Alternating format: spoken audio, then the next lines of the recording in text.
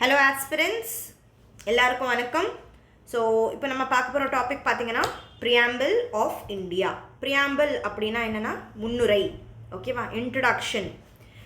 நம்ம இந்தியா அரசியல் அமைப்போட இன்ட்ரடக்ஷன் எப்படி இருந்துச்சு, அதோட பேசிக்கான நேச்சர் என்ன, அதில் என்ன சொல்லியிருக்காங்க அப்படின்னு பார்த்தீங்கன்னா, ப்ரியாம்பிள் என்றது இன்ட்ரடக்ஷன் டு கான்ஸ்டிடியூஷன், நம்மளோட இந்தியன் அரசியல் அமைப்போட ஒரு முன்னுரையாக இருக்குது அப்படின்னு சொல்கிறாங்க. இதில் பார்த்தீங்கன்னா ரொம்ப இம்பார்ட்டண்ட்டான சில வார்த்தைகள் இருக்குது. அந்த வார்த்தைகள் நீங்கள் அதோட மீனிங்கும் அதுவுமே ஞாபகம் வச்சுக்கணும். என்ன அப்படின்னு பார்த்தீங்கன்னா, அது sovereign, socialist, secular, democratic, republic. இந்த 5 வார்த்தை ரொம்ப ரொம்ப இம்பார்ட்டண்ட்டான வார்த்தைகள், சரியா? Sovereign, socialist, secular, democratic, republic. இதெல்லாம் என்ன சொல்ல வராங்க அப்படின்னா, இந்தியாவோட ஃபீச்சர்ஸ் என்ன, இந்தியா எந்த மாதிரியான ஒரு நாடு அப்படின்னா, இந்தியா ஒரு சாவரினான ஒரு நாடு, சோஷியலிஸ்ட் நாடு, செக்யூலர் நாடு, டெமோக்ராட்டிக் நாடு, ரிப்பப்ளிக் நாடு அப்படின்னு இந்தியாவை டிஸ்கிரைப் பண்ணுற ஒரு சில வார்த்தைகள் இதெல்லாம். இதோட மீனிங் என்ன அப்படின்னு நம்ம பார்ப்போம். It reflects the philosophy, objective, ideals of the constitution. So இந்த ப்ரியாம்பிளில் நம்மளோட அரசியல் அமைப்போட ஐடியாஸ் என்ன, அதோட ஆப்ஜெக்டிவ்ஸ் என்ன, தத்துவங்கள் என்ன அப்படின்னு சொல்லி எல்லாமே எதில் ஒரு ஜிஸ்டாக கொடுத்துருக்காங்க. ப்ரியாம்பிளில் கான்ஸ்டிடியூஷனோட தத்துவங்களை வரைஞ்சிருக்காங்க அப்படின்னு சொல்கிறாங்க. அடுத்தது, preamble begins with we the people of India. So start ஆகும் போது ப்ரியாம்பிள் எப்படி ஸ்டார்ட் ஆகுது? We the people of India அப்படின்னு ஸ்டார்ட் ஆகுது. அடுத்தது, it is based on objective resolutions of 1946. So நான் இதுக்கு முன்னாடி இருக்கிற வீடியோவில் நான் சொல்லியிருந்தேன். ஸோ ரெசல்யூஷன் அப்படின்னு ஒரு ஆப்ஜெக்டிவ் ரெசல்யூஷன் நெஹ்ரு அவர்கள் பாஸ் பண்ணார். சைமன் கமிஷன் வந்ததுக்கப்புறமா சைமன் கமிஷனுக்கு அப்புறமா நெஹ்ரு ரிப்போர்ட் கொடுத்தாரு. ஸோ இவர் நெஹ்ரு ஆப்ஜெக்டிவ் ரெசல்யூஷன் பாஸ் பண்ணார். கான்ஸ்டியூண்ட் அசம்பிளி ஃபார்ம் ஆகி கான்ஸ்டிடியூஷன் ஃப்ரேம் பண்ணுறப்போ, ஓகேவா? ஸோ அது என்னவா மாறிடுச்சு அப்படின்னு பார்த்தீங்கன்னா, ப்ரியாம்பிளாக மாறிடுச்சு அப்படின்னு சொல்கிறாங்க, சரியா? அடுத்தது சாவரின், ஓகேவா? சாவரின் அப்படின்னா என்ன, நான் சொன்னேன் இல்லையா, அந்த 5 வார்த்தை அதோட மீனிங் ரொம்ப டீப்பாக நம்ம புரிஞ்சிருக்கணும். சாவரின் அப்படின்னா என்ன அப்படின்னு பார்த்தீங்கன்னா, India is independent in internal and external matters. That is, so India is independent in internal and external matters அப்படின்னா என்னென்னா, நம்ம இந்தியாவோட எந்த விதமான பிரச்சனை இருந்தாலும், தட் இஸ் இந்தியாவுக்குள்ள பிரச்சனை இருந்தாலும் சரி, இந்தியாவிலேருந்து வெளியில் பிரச்சனை யாராவது பண்ணாலும் சரி, இதை நம்மளே டீல் பண்ணிப்போம். யாரும் வெளிநாட்டாங் ஆளுங்க நம்மளோட டெசிஷனை எடுக்கக்கூடாது அப்படின்னு சொல்கிறாங்க. Sovereign, okay? சாவரின்னா என்னது? என்னோட நாடை நான் பார்த்துப்பேன், நீ என்னை எதுவுமே நீ கொஷின் பண்ணக்கூடாது, உன்னோட டெசிஷன் மேலே நான் எந்த ஆக்ஷனும் எடுக்க மாட்டேன், என்னோட விஷயத்த நான் பார்த்துப்பேன் அப்படின்னு சொல்கிறாங்க. ஸோ நான் ஒரு சின்ன கேள்வி இங்கே வைப்பேன். சாவரின் அப்படின்னு சொல்கிறோமே, நம்ம இந்தியா நிஜமாலுமே சாவரினாக இருக்கா? சாவரினான ஒரு கண்ட்ரியாக நம்மளோட பொலிட்டிக்கல் பார்ட்டிஸ் நம்ம பவரில் வந்ததுக்கப்புறமா இந்தியாவை ஒரு சாவரின் நேஷனாக தான் ட்ரீட் பண்ணுறாங்களா, இல்லை ஏதாவது சேஞ்சஸ் இருக்கா? உங்கள் ஐடியா கமெண்ட் செக்ஷனில் சொல்லுங்கள், சரியா? நீங்கள் என்ன நினைக்கிறீங்கன்னு சொல்லிட்டு. அடுத்தது சோஷியலிஸ்ட். சோஷியலிஸ்ட் அப்படின்னா என்னென்னா, நம்ம இந்தியாவில் நம்ம ப்ரைவேட்டைசேஷன், ப்ரைவேட் கம்பெனிஸ், எல்லாமே ப்ரைவேட் பண்ணிடணும் அந்த ஐடியா கிடையாது. எல்லாமே பப்ளிக் செக்டாராக இருக்கணும். மோஸ்ட்லி எல்லா பெனிஃபிட்ஸும் எல்லா பப்ளிக்கும் கிடைக்கணும் அப்படின்னு ஒரு ஐடியா இருக்கிற ஒரு நாடு அப்படின்னு சொல்கிறாங்க. இந்த வார்த்தை சோஷியலிஸ்ட் இருக்கு இல்லையா, இந்த 42nd அமெண்ட்மெண்ட் ஆக்ட் ஆஃப் 1976 வந்தது. இது வந்ததுக்கு காரணம் என்ன அப்படின்னா, நம்ம சோஷியல் ஜஸ்டிஸ் கொடுக்கணும், சமூக நீதி இருக்கணும் அப்படின்னு அதுக்காக வந்த ஒரு ஃபீச்சர், நம்ம ப்ரியாம்பிளோட ஃபீச்சர் சோஷியலிஸ்ட் அப்படின்னு சொல்கிறோம், சரியா? அடுத்தது பார்த்தீங்கன்னா செக்யூலர். இந்த வேர்டு பார்த்தீங்கன்னா added by 42nd Amendment Act of 1976.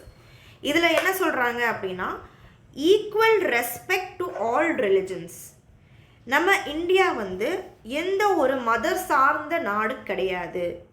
இந்தியாவில் இருக்கிற எல்லா மதத்தையும் நம்ம ஈக்குவலாக ட்ரீட் பண்ணுறோம் அப்படின்னு சொல்கிற வார்த்தை செக்யூலர். சரியா?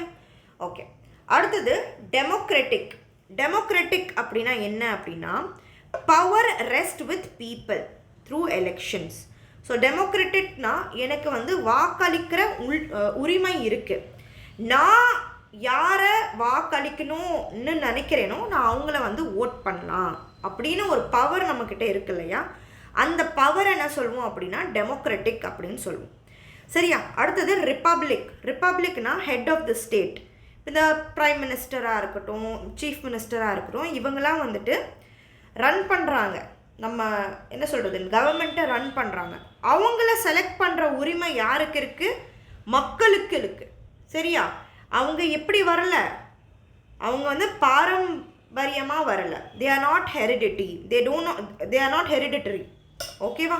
ஸோ இதுதான் வந்து இந்த 5 வார்த்தைகள், ரொம்ப இம்பார்ட்டண்ட்டான மேஜிக்கல் 5 வேர்ட்ஸ் இது. இந்த வார்த்தைகளோட மீனிங் வந்து டீப்பாக நம்மளுக்கு நல்லபடியாக தெரிஞ்சிருக்கணும். இதை நான் ஏன் இவ்வளோ எம்ஃபசைஸ் பண்ணுறேன், ஏன் இவ்வளோ இது பண்ணுறேன் அப்படின்னு பார்த்தீங்கன்னா, நீங்கள் வந்து இந்தியாவை பற்றி எழுதும் போது, for example Group 1 exam prepare பண்ணுறவங்களும் இருப்பீங்க, Group 2 எக்ஸாம் ப்ரிப்பேர் பண்ணுறவங்களும் இருப்பீங்க. இந்தியன் பாலிட்டி வந்து 2 எக்ஸாமோட மெயின்ஸ்லேயும் இருக்குது. ஸோ நிறைய குவெஸ்டன்ஸ் இந்தியன் பாலிட்டியிலேருந்து வரதுக்கு சான்சஸ் இருக்குது. அதில் வந்து இந்த சாவரினிட்டி ஆஃப் இந்தியாவை கொஷின் பண்ணுற மாதிரி கொஸ்டின்ஸ் வரும். இந்தியா ஒரு நிஜமாலுமே ஒரு செக்யூலர் ஸ்டேட்டா அப்படின்னு கொஷின் பண்ணுவாங்க. இந்தியாவோட டெமோக்ராட்டிக் பேஸஸை கொஷின் பண்ணுவாங்க. ஸோ நீங்கள் இந்தியாவை பற்றி, இந்தியாவோட கான்ஸ்டியூஷனை பற்றி, இந்தியாவோட அட்மினிஸ்ட்ரேஷனில் இஷ்யூஸ்லலாம் வரும்போது நீங்கள் இந்த மேஜிக்கல் 5 வேர்ட்ஸ் நீங்கள் ஆட் பண்ணீங்க அப்படின்னா உங்களுக்கு நிறைய மார்க்ஸ் வரதுக்கு சான்சஸ் இருக்குது. சரியா? ஸோ அதனால தான் இது நம்ம என்ன சொல்லுவோம்னா மேஜிக்கல் வேர்ட்ஸ் அப்படின்னு சொல்லுவோம். இதுக்கு பேசிஸ், இந்த வேர்ட்ஸோட பேசிஸில் தான் ஃபுல் கான்ஸ்டிடியூஷனே ரன் ஆகுது. சரியா? அடுத்தது objectives of Indian constitution. Objective, that is ப்ரியாம்பிளோட ஆப்ஜெக்டிவ்ஸ் என்ன அப்படின்னு பார்த்தீங்கன்னா, ப்ரியாம்பிளில் என்ன கொடுத்துருக்காங்க? ஜஸ்டிஸ் என்ற வார்த்தை யூஸ் பண்ணியிருக்காங்க. ஜஸ்டிஸ்னால் எல்லா விஷயத்துலேயும் நம்ம குடிமக்களுக்கு, சிட்டிசன்ஸ் ஆஃப் இந்தியாவுக்கும், இந்தியாவில் வாழ்கிற எல்லாருக்கும் வந்து நீதி கொடுக்கணும். எந்தெந்த விதத்தில் நீதி இருக்கணும்? சோஷியல் ஜஸ்டிஸ் கொடுக்கணும், எக்கனாமிக் ஜஸ்டிஸ் கொடுக்கணும், பொலிட்டிக்கல் ஜஸ்டிஸ் கொடுக்கணும். சரியா? ஸோ பொருளாதாரத்தில், சமூகத்தில், அரசியலில் எல்லாத்துலேயும் வந்து மக்களுக்கு நீதி வழங்கப்படணும் அப்படின்னு சொல்கிறாங்க. அதுதான் மெயின் ஆப்ஜெக்டிவாக இருக்குது அப்படின்னு சொல்கிறாங்க. அடுத்தது ப்ரொவைட் லிபர்ட்டி. லிபர்ட்டினா என்னது? ஃப்ரீடம். நான் என்ன நினைக்கிறேனோ அதை வந்து நான் சொல்கிறதுக்கு எனக்கு உரிமை கொடுக்கணும். அதான் எக்ஸ்ப்ரெஷன் ஆஃப் தாட்ஸ் அப்படின்னு சொல்லுவாங்க. நான் என்னோட பிலீஃப் சிஸ்டம், என்னோட சிந்தனைகள், அப்புறம் என்னோட நம்பிக்கைகள், இதெல்லாம் வந்து நான் என்ன நம்புகிறேனோ நான் நம்புவேன். நீ என்னோட நம்பிக்கை மேலே வந்து, என்னோட மதம் மேலே, என்னோட பக்தி மேலெலாம் நீ வந்து குவெஷன் பண்ணக்கூடாது அப்படின்னு சொல்கிறாங்க. வர்ஷிப். ஓகேவா? அதுக்கப்புறம் இது என்னவா இருக்குது? ஒரு ஆப்ஜெக்டிவாக இருக்குது. நம்மளோட ப்ரியாம்பிளோட ஆப்ஜெக்டிவாக இருக்குது. ஓகேவா? ஸோ அடுத்தது பார்த்தீங்கன்னா guarantees equality of status and opportunity. Okay, equality, எல்லாருக்கும் ஈக்குவல் ஆப்பர்ச்சுனிட்டிஸ் கொடுக்கணும்.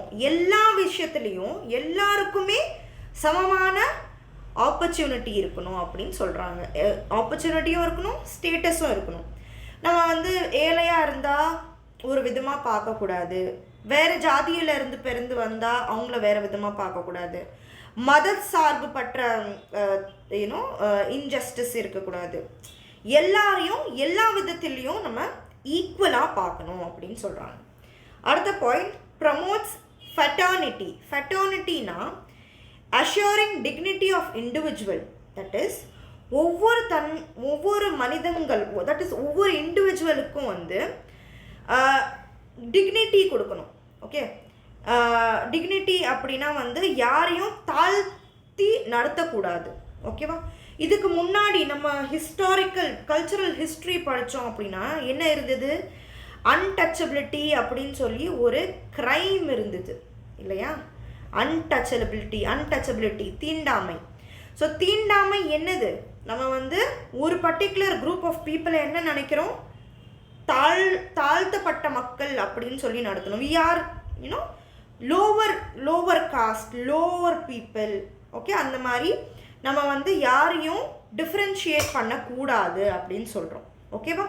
ஒவ்வொரு மனுஷனுக்கும் அவனுக்கு ரெஸ்பெக்ட் கொடுக்கணும். Because he is born human. ஓகேவா? ஹியூமன் பீயிங்ஸ்க்கு வந்து நம்ம ரெஸ்பெக்ட் கொடுக்கணும் அப்படின்னு சொல்கிறாங்க. யூனிட்டி ஆஃப் நேஷன்னா நம்மளுக்குள்ள நிறைய வேறுபாடுகள் இருந்தாலும், நம்மளுக்குள்ள நிறைய டிஃப்ரென்சஸ் இருந்தாலும், நம்ம எல்லாரும் வந்து இந்தியா அப்படின்னு வந்துட்டோம்னா நம்ம எல்லாரும் என்னது? ஒரே நேஷன். அந்த யூனிட்டி இருக்கணும். Difference of thoughts, difference of ஒப்பீனியன்லாம் இருக்கலாம். பட் லாஸ்ட்டாக பார்த்தோம்னா நம்ம வந்து எல்லாரும் ஒன்று. ஓகேவா? On the grounds of citizenship நம்ம எல்லாரும் என்னது? இண்டியன்ஸ் அப்படின்னு அந்த ஒரு ஃபீல் இருக்கணும் அப்படின்னு சொல்கிறாங்க. அடுத்தது, these ideas form the basic structure of constitution. ரொம்ப ரொம்ப இம்பார்ட்டண்ட். ஸோ இந்த மாதிரியான ஐடியாஸை வச்சு தான் நம்ம கான்ஸ்டிடியூஷனை என்ன பண்ணியிருக்கோம்? டிசைன் பண்ணியிருக்கோம். சரியா? அடுத்தது judicial view. Okay, judicial view அப்படின்னு பார்த்தீங்கன்னா இந்த ப்ரியாம்பிள் மேலே இந்த ப்ரியாம்பிளை வந்து எப்படி ட்ரீட் பண்ணியிருக்காங்க, இந்த ப்ரியாம்பிள் வச்சு பேஸ் பண்ணி கேசஸ் நிறைய வந்திருக்கு. அதோட ரிசல்ட்டாக அந்த கேசஸோட லாஸ்ட் ஃபைனல் ரிசல்ட் என்னவா இருந்திருக்குன்னு பார்க்கலாம். பேருபாரி கேஸ் 1960 வந்து சுப்ரீம் கோர்ட் என்ன சொன்னாங்க அப்படின்னு பார்த்தீங்கன்னா, preamble is not a part of constitution.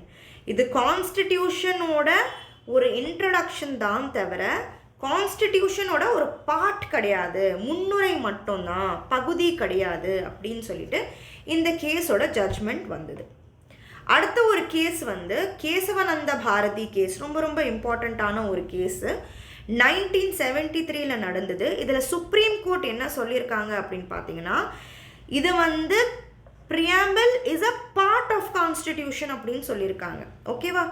ஏன் அப்படின்னா ப்ரியாம்பிளில் கான்ஸ்டிடியூஷன் என்னென்ன கான்ஸ்டிடியூஷன் சொல்லுதோ அதோட க்ரக்ஸ், அதோட எசன்ஸ் தான் வந்து இன்ட்ரொடக்ஷனாக வச்சுருக்காங்க.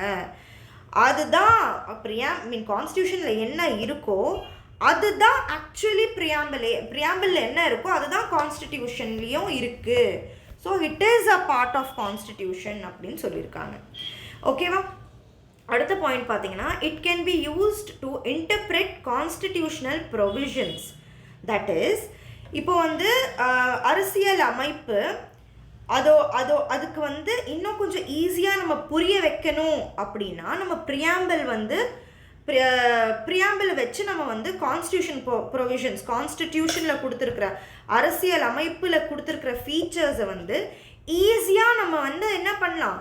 ப்ரியாம்பிளை வச்சு எக்ஸ்பிளைன் பண்ணலாம் அப்படின்னு சொல்கிறாங்க. ஹவெவர் இட் இஸ் நான் ஜஸ்டிஷியபிள். இது ரொம்ப இம்பார்ட்டண்ட். நான் ஜஸ்டிசியபிள் அப்படின்னா என்னென்னா, ப்ரியாம்பிள் பேஸ் பண்ணி நீங்கள் வந்து எந்த ஒரு கேஸ் போட முடியாது அப்படின்னு சொல்லலாம். It is cannot be enforced in the court. That is, ப்ரியாம்பிளில் சொல்லியிருக்காங்க நம்ம வந்து சோஷியலிஸ்ட் கண்ட்ரி அப்படின்னு சொல்லிட்டு, ஆனால் வந்து இந்த மாதிரி கேசஸ்லாம் நடக்குது, இங்கே வந்து சோஷியலிசம் வந்து ஃபாலோ பண்ணலை, செக்யூலரிசம் ஃபாலோ பண்ணலை, இவங்க என்ன பண்ணுறாங்க? தப்பு பண்ணுறாங்க. ப்ரியாம்பிளில் கொடுத்துருக்காங்க செக்யூலர் அப்படின்னு சொல்லிட்டு, பட் இவங்க பண்ணுற விதம்லாம் செக்யூலரிசமாக தோணலை அப்படின்னு சொல்லி நீங்கள் என்ன பண்ண முடியாது? கேஸ் போட முடியாது. சொல்லியிருக்காங்க ப்ரியாம்பிளில் நம்ம இந்தியா வந்து இப்படி தான் இருக்கணும் அப்படின்னு சொல்லிட்டு சொல்லியிருக்காங்க. பட் நீங்கள் வந்து அதை ஜஸ்டிஃபை பண்ண முடியாது, நீங்கள் கோர்ட்டில் போய் அதுக்காக சண்டை போட முடியாது அப்படின்னு சொல்கிறாங்க. அந்த மாதிரி தான் ப்ரியாம்பிளோட ஸ்டேட்டஸ் இருக்குது. ப்ரியாம்பிள் நீங்கள் ஈஸியாக கான்ஸ்டிடியூஷனை புரிஞ்சுக்கலாம். அது படித்தே உங்களுக்கு கான்ஸ்டியூஷன் எப்படி இருக்கும்னு ஒரு ஐடியா கிடைக்கும். பட் அதை வச்சு நீங்கள் என்ன பண்ண முடியாது, கேஸ் போட முடியாது. புரியுதா? Preamble is a soul and spirit of the constitution அப்படின்னு கூட ஜட்ஜ்மெண்ட் வந்திருக்கு. சரியா? ஸோ என்னென்ன சொல்லியிருக்காங்க ப்ரியாம்பிளை பற்றி, ரொம்ப ரொம்ப இம்பார்ட்டண்ட். நிறைய மெயின்ஸ் பாயிண்ட் ஆஃப் வியூவில் கொஷின்ஸ் வந்து ஜுடிஷியல் வியூ ஆன் ப்ரியாம்பிள் பற்றி நிறைய மெயின்ஸ் கொஷின்ஸ்லாம் வந்திருக்கு. அதில் நீங்கள் பார்த்தீங்கன்னா உங்களோட ஐடியாஸை நீங்கள் என்ன நினச்சிருக்கீங்க, கொஷின்ஸ்க்கு ஏற்ற மாதிரி நீங்கள் இந்த எவிடென்சஸ்லாம் வந்து கொடுத்தீங்கன்னா உங்களுக்கு நிறைய மார்க் வரதுக்கு சான்சஸ் இருக்குது. சரியா? அடுத்தது amendments and importance. Amendments and importance என்னென்ன அமெண்ட்மெண்ட் பண்ணியிருக்காங்க ப்ரியாம்பிளுக்கு பார்த்தீங்கன்னா, 42nd அமெண்ட்மெண்ட் 1976 இந்த 3 வார்த்தை ஆட் பண்ணியிருக்காங்க. சோஷியலிஸ்ட், செக்யூலர், இன்டெகிரிட்டி அப்படின்னு சொல்லிட்டு இந்த 3 வார்த்தையை ஆட் பண்ணியிருக்காங்க. சரியா? மற்ற வார்த்தைகள் எல்லாமே வந்து ஒரிஜினலாக 1950 இருந்திருக்கு அப்படின்னு சொல்கிறாங்க. Preamble is called the identity card of the constitution. So identity card அப்படின்னு சொல்லி ஒரு ஸ்டேட்டஸ் கொடுத்துருக்காங்க. It expresses the dream and vision of framers. So ப்ரியாம்பிளை உருவாக்குன உங்களோட என்னென்ன அவங்களோட கனவு இருந்திருக்கு, பார்வைகள் எப்படி இருந்திருக்கு அப்படின்னு சொல்லிட்டு நம்மளுக்கு இந்த ப்ரியாம்பிள் பார்த்தா தெரியுது அப்படின்னு சொல்கிறாங்க. ஓகேவா? இந்தியன் அரசியல் அமைப்பு உருவாக்குனவங்களோட கனவுகள் என்ன இருந்திருக்கு, பார்வைகள் என்ன இருந்திருக்குன்னு சொல்லிட்டு நம்மளுக்கு இந்த ப்ரியாம்பிளை பார்த்தா தெரியுது அப்படின்னு சொல்கிறாங்க. It serves as a guiding light of governance and democracy. So ஒரு நாட்டை எப்படி நடத்தணும் அப்படின்னு சொல்லிட்டு ஒரு கைடிங் லைட் மாதிரி இருக்குது ப்ரியாம்பிள். ஓகேவா? டெமோக்ராட்டிக் நாடு எப்படி, ஜனநாயகம் எப்படி இருக்கணும்னு சொல்லி ஒரு ஐடியா கொடுக்குற மாதிரி இருக்குது ப்ரியாம்பிள் அப்படின்னு சொல்கிறாங்க. சரியா? இந்த பாயிண்ட்ஸ்லாம் வந்து ரொம்ப ரொம்ப நல்ல பாயிண்ட்ஸு. நல்லா மெமரைஸ் பண்ணிங்கன்னா உங்களுக்கு ப்ரிலிம்ஸில் ஹெல்ப்ஃபுல் இருக்கும், மெயின்ஸுக்கும் ரொம்ப ரொம்ப ரொம்ப ஹெல்ப்ஃபுல்லாக இருக்கும். ஓகேவா? அடுத்தது salient features of Indian Constitution. Indian கான்ஸ்டிடியூஷனோட ரொம்ப இம்பார்ட்டண்ட்டான ஃபீச்சர்ஸ், ரொம்ப டிஃப்ரெண்ட்டான ஃபீச்சர்ஸ் என்ன அப்படின்னு பார்க்கலாம். Lengthiest written constitution. ஒரிஜினலி எத்தனை ஆர்டிகல்ஸ் இருந்திருக்கு? 395 ஆர்டிகல்ஸ் இருந்திருக்கு, 22 பார்ட்ஸ் இருந்திருக்கு, 8 ஸ்கெடியூல்ஸ் இருந்திருக்கு. ஆனால் இப்போ பார்த்தீங்கன்னா 450+ ஆர்டிகல்ஸ் இருக்குது, 25 பார்ட்ஸ் இருக்குது, 12 ஸ்கெடியூல்ஸ் இருக்குது. ஓகேவா? இந்த ஷெடியூல்ஸ்லாம் வந்து எல்லாமே மெமரைஸ் பண்ணணுமா அப்படின்னு கேட்டால் கண்டிப்பாக பண்ணியே ஆகணும். சரியா? ஸோ இந்த 12 ஸ்கெடியூல்ஸை மெமரைஸ் பண்ணணும். ஓகேவா? அடுத்தது பார்த்திங்கன்னா இந்த கான்ஸ்டியூஷன், இந்தியன் கான்ஸ்டியூஷனோட நிறைய சோர்ஸஸ் என்னவா இருந்திருக்குன்னா, யூகேவோட கான்ஸ்டியூஷன் பார்லிமெண்ட்ரி சிஸ்டம் வந்து எங்கேருந்து எடுத்திருக்காங்க? யுனைடெட் கிங்டம்லேருந்து எடுத்திருக்காங்க. யூஎஸ்ஏலேருந்து ஃபண்டமெண்டல் ரைட்ஸ் என்ற கான்செப்ட்ஸ் எடுத்திருக்காங்க. அயர்லாண்டிலிருந்து DPSP directive principles of state policy என்ற ஃபீச்சரை எடுத்திருக்காங்க. கனடாவிலேருந்து ஃபெட்ரல் சிஸ்டம் என்ற ஃபீச்சரை எடுத்திருக்காங்க அப்படின்னு சொல்கிறாங்க. அப்புறம் நம்ம இந்தியன் கான்ஸ்டியூஷன் எப்படி இருக்குன்னா, blend of rigidity and flexibility. ஒரு சில விஷயத்தில் வந்து இந்தியன் அரசியல் அமைப்பு வந்து ரொம்ப ரொம்ப ரிஜிடாக இருக்குது. ஒரு சில பகுதி, ஒரு சில ஆர்டிகல்ஸ் வந்து நீங்கள் மாற்றவே முடியாது, அமெண்ட்மெண்ட்டே கொண்டு வர முடியாது. ஆனால் ஒரு சில ஆர்டிகல்ஸில், ஒரு சில விஷயத்தில் வந்து நீங்கள் ஈஸியாக சேஞ்சஸ் கொண்டு வரலாம். அதனால் இதில் வந்து ரிஜிடிட்டியும் இருக்குது, ஃப்ளெக்சிபிலிட்டியும் இருக்குது அப்படின்னு சொல்கிறாங்க. Some provisions need special majority change பண்ணணும் அப்படின்னா, சம் ப்ரொவிஷன்ஸில் நீங்கள் சிம்பிள் மெஜாரிட்டிலேயே நீங்கள் என்ன பண்ணலாம்? அமெண்ட்மெண்ட் பண்ணலாம். ஸோ இந்த டைப்ஸ் ஆஃப் மெஜாரிட்டிஸ்லாம் வந்து ரொம்ப இம்பார்ட்டண்ட்டான கான்செப்ட்ஸு. ஓகே, இந்தியன் பாலிட்டியில் இது நம்ம வந்து ஃபுல் கோர்ஸில் நீங்கள் பார்க்கலாம். ஃபுல் கோர்ஸில் வந்து இதை ரொம்ப டீட்டெயில்டாக நம்ம எக்ஸ்பிளைன் பண்ணுவோம். சரியா? ஓகே. அடுத்தது federal system with unitary bias. Federal system அப்படின்னா என்னது? Division of power. ஸ்டேட்டுக்கும் பவர் இருக்குது, சென்ட்ரலுக்கும் பவர் இருக்குது அப்படின்னு பவரை பிரிக்கிறது தான் federal system. But unitary base எதுக்கு சொல்லியிருக்காங்க அப்படின்னா, இந்த சென்ட்ரலுக்கு பார்த்தீங்கன்னா அதிகமான பவர் இருக்கும், மோர் பவர் டு சென்டர். அதனால தான் அதை யூனிட்டரி பயாஸ் அப்படின்னு சொல்கிறோம். சரியா? அடுத்தது பார்லிமெண்ட்ரி சிஸ்டம். நம்ம என்ன ஃபாலோ பண்ணுறோம்? பார்லிமெண்ட்ரி சிஸ்டமை ஃபாலோ பண்ணுறோம் இல்லையா? ஸோ பார்லிமெண்ட்ரி சிஸ்டமை ஃபாலோ பண்ணுறதுனால நம்மளுக்கு இதில் என்ன பார்லிமெண்ட்ரி சிஸ்டம்னா என்ன அப்படின்னு பார்த்தீங்கன்னா, கலெக்டிவ் ரெஸ்பான்சிபிலிட்டி ஆஃப் கவுன்சில். கவுன்சில்னால் யார்? பிரைம் மினிஸ்டர், மினிஸ்டர்ஸ்லாம் இருக்காங்க இல்லையா, அவங்க கவுன்சில். அவங்க வந்து பதில் சொல்லணும் லோக்சபாவில். லோக்சபாவில் பார்த்தீங்கன்னா ஆப்போசிஷன் பார்ட்டியும் உட்காந்துருக்கும் இல்லையா? ஸோ ஆப்போசிஷன் பார்ட்டி வந்து அவங்க that is council of ministers ruling party கிட்ட எல்லா கொஸ்டின்ஸும் கேட்கலாம். அந்த கொஸ்டின்ஸ் எல்லாமே யார் பதில் சொல்லணும், அந்த கேட்குற கேள்விகளுக்கு எல்லாமே வந்துட்டு லோக்சபாவில் இந்த council of ministers ruling party பதில் சொல்லியே ஆகணும் அப்படின்னு சொல்கிறாங்க. அடுத்தது வந்து synthesis of parliamentary sovereignty and judicial supremacy. இது ரொம்ப ரொம்ப ரொம்ப ரொம்ப இம்பார்ட்டண்ட்டான ஒரு ஃபீச்சர். நம்ம பார்லிமெண்ட்டில் எடுக்கிற டிசிஷன் எல்லாமே எப்படி இருக்குது? சாவரன் டிசிஷன்ஸாக இருக்குது. சாவரன்னா என்னது? நம்ம நாட்டோட எல்லா சட்டங்கள் எல்லாமே நம்ம தான், அது வந்து நாட்டோட சட்டங்கள் எல்லாமே நாம தான் தீர்மானிப்போம் இல்லையா? அந்த ஒரு ஃப்ரீடமை நம்ம என்ஜாய் பண்ணுறோம். அது மட்டும் இல்லாமல் ஜுடிஷியல் சுப்ரிமசி கூட இருக்குது. நீ என்ன வேணாலும் ஒரு சட்டமாக கொண்டு வரலாம், அது நியாயமா இல்லை அந்நியாயமா அப்படின்னு சொல்லி டிசைட் பண்ணுறது யார்? ஜுடிஷியரி தான். ஓகேவா? நீதிமன்றம் தான் நம்ம கொண்டு வர சட்டங்கள் எல்லாம் நியாயமான சட்டங்களா அநியாயமான சட்டங்களா அப்படின்னு சொல்லிட்டு டிசைட் பண்ணுறது. ஸோ இந்த சிந்தசிஸ் அப்படின்னா என்னது? இதுவும் அதுவும் ரெண்டும் சேர்ந்து நடக்குது நம்மளோட இந்தியன் கான்ஸ்டிடியூஷனில். சரியா? ஓகேவா? ஸோ ரெண்டுமே நம்ம இந்தியன் கான்ஸ்டிடியூஷனில் இருக்குது அப்படின்னு சொல்கிறாங்க. சரியா? சரி பாருங்கள், இந்த டாபிக்ஸை பற்றியிருந்து பெருசாக பேசிகிட்டே போகலாம். நம்ம நிறைய பேசலாம், நிறைய வந்து இதில் என்ன சொல்கிறது விஷயங்கள் சொல்லலாம். பட் இது ஒரு கிராஷ் கோர்ஸ் என்றதுனால நம்ம சீக்கிரமாக இம்பார்ட்டண்ட் பாயிண்ட்ஸ் எல்லாம் வந்து முடிக்கணும்.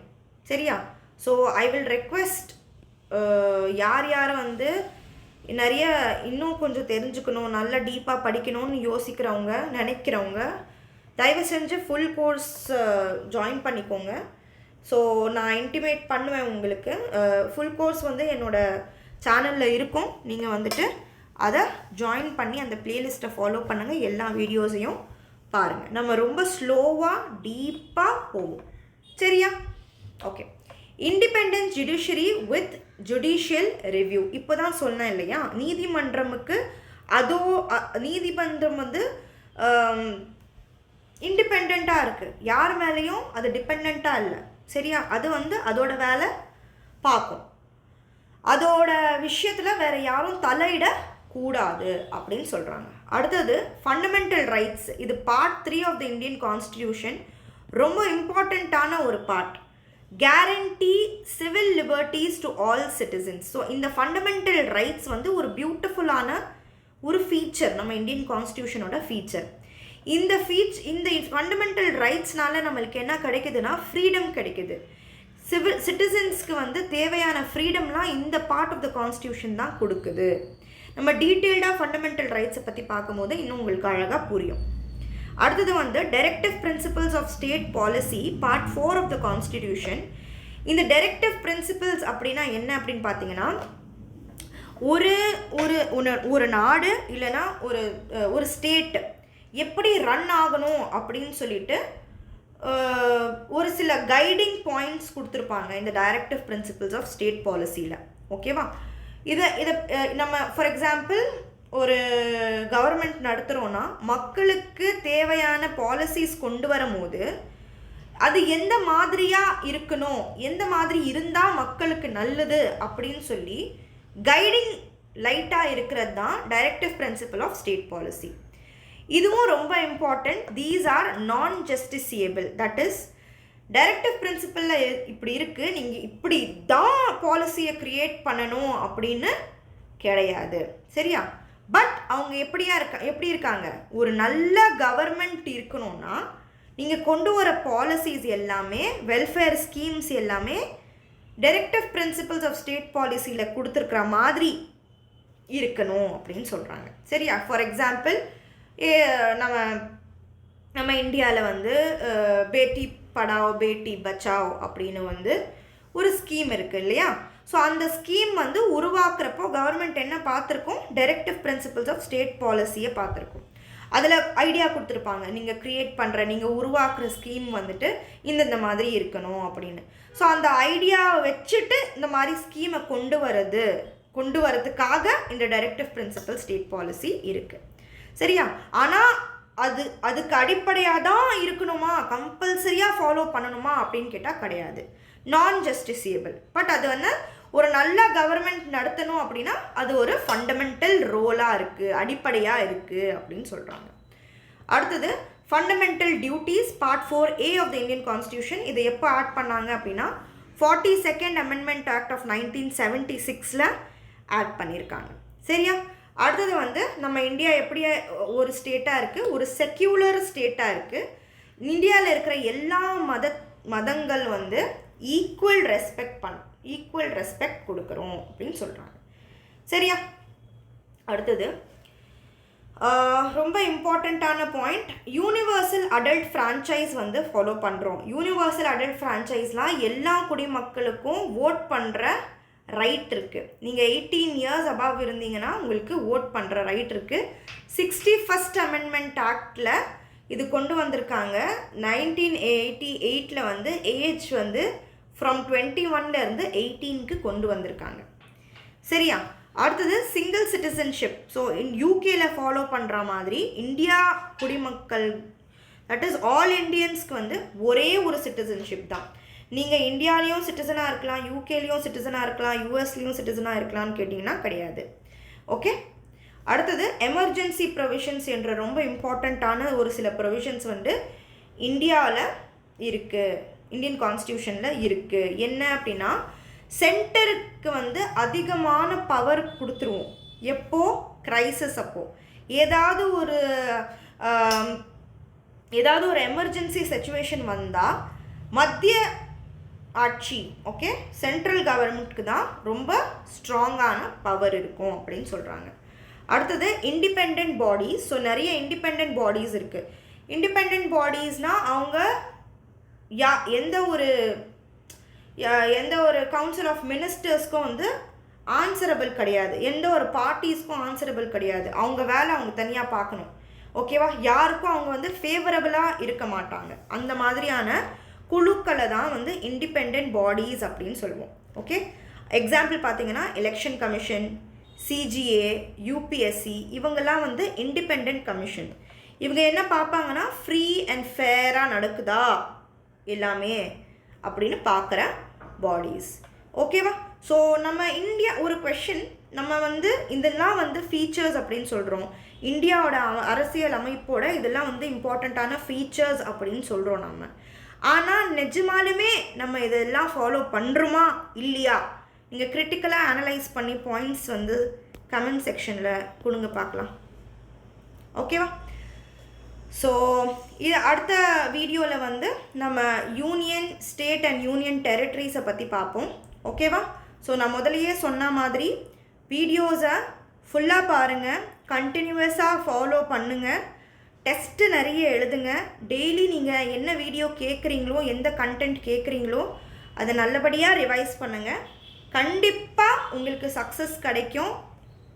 டெய்லி ப்ராக்டிஸ் பண்ணுறவங்களுக்கு கண்டிப்பாக சக்ஸஸ் கிடைக்கும். ஓகேவா? ஸோ ஏதாவது ஒரு மோட்டிவேஷனான வீடியோவை பார்த்துட்டு ஒரு நாளில் 8 மணி நேரம் படிச்சுட்டு அடுத்த நாள் படிக்காமல் விட்டு திருப்பி அடுத்த நாள் வந்து ஒரு 2 மணி நேரம் படிச்சுட்டு அதுக்கப்புறம் திருப்பி ஒரு மோட்டிவேஷனான வீடியோ பார்த்து 10 மணி நேரம் படித்து அதுக்கப்புறம் 10 நாள் படிக்காமல் இருந்தால் ஒன்றுமே ஆகாது. ஓகேவா? கன்சிஸ்டண்ட்டாக டெய்லி படிக்கணும். உங்களால் கன்சிஸ்டண்ட்டாக டெய்லி 1 hour தான் கொடுக்க முடியும் அப்படின்னா நீங்கள் 1 hour படிங்க. கன்சிஸ்டண்ட்டாக என்னால் ஒரு நாளுக்கு 5 மணி நேரம் கொடுக்க முடியும் அப்படின்னா டெய்லி படிங்க. ஒரு சில நேரம் ஏதாவது ஒரு எமர்ஜென்சி, ஏதாவது ஒரு என்ன சொல்கிறது, ரொம்ப முடிக்க முடியாமல் ஒரு சிச்சுவேஷன் வரலாம். ஓகேவா? 90% வந்து நீங்கள் உங்களோட கோலை ஃபாலோ பண்ணுற மாதிரியான டைம் ஸ்கெடியூலை எடுத்து படிங்க. ஓகேவா? ஏதோ ஒரு மோட்டிவேஷன் பார்த்துட்டோம், எங்கேயோ வந்து யாருக்காவது சாதிச்சு காட்டணும் அப்படின்னு சொல்லிலாம் வந்து டெசிஷன் எடுக்காதீங்க.